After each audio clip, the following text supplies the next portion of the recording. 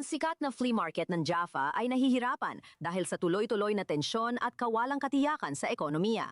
Ang maliliit na negosyante ay humaharap sa kumakaanting mga mamimili at humihinang turismo at tuloy-tuloy na pagkaantala, pero determinado pa rin silang itaguyod ang kanilang negosyo. Narito ang aking ulat mula sa Shuka Pish Bashim, tampok ang kwento ng katatagan ng maliliit na negosyante.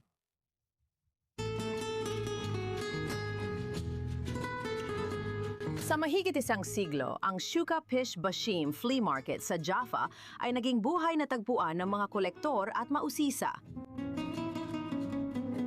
Ang mga eskinita ay parang time capsule kung saan nagsasama ang relihiyon, kultura at nasyonalidad.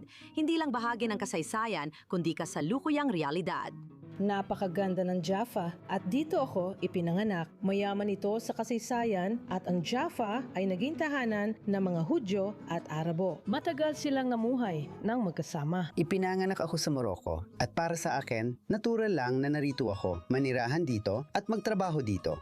Ang Shuka Pish Bashim ay isang kamangha-manghang lugar. Noon ito buhay pero hindi na ngayon. Minsan, masakit ang realidad. Mas malala ang digmaan laban sa Hamas at mga misil mula Iran kaysa inaasahan ng mga lokal na artisan at tindero. Nung unang nangyari ito, dahil sa Iran, hindi alam ng mga tao kung gaano kalaki at nakakatakot ang pinsala. Pagkatapos, naisip nila ang pinsala. Dahil alam na nilang aasahan sa pangalawang beses, hindi na sila pumunta.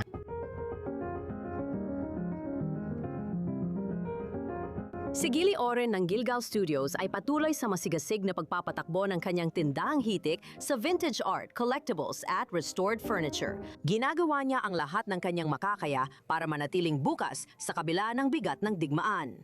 Mahal ko ang mga customer ko. Swerte ako na nariyan ang mga customer ko. Passion ko talaga ito at ayokong pakawalan, alam mo yon.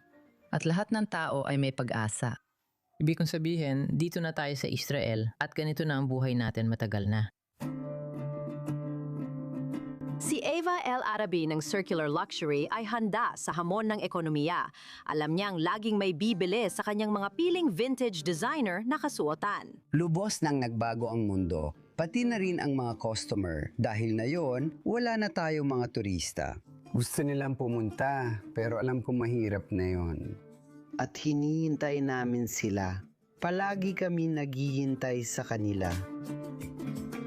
7 buwan nang bukas ang aking tindahan. Matapos ang Oktubre 7, sinabi nilang baliw ako at di sigurado kung dapat ko itong gawin.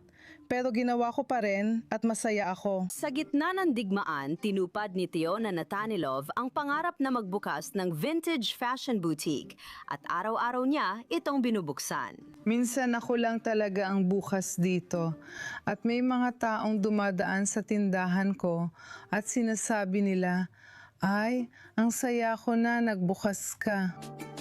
Manipis lang ang pagitan ng normal na negosyo at ng kakaibang realidad ng mga missile alert at pagmamadali papunta sa pinakamalapit na silungan.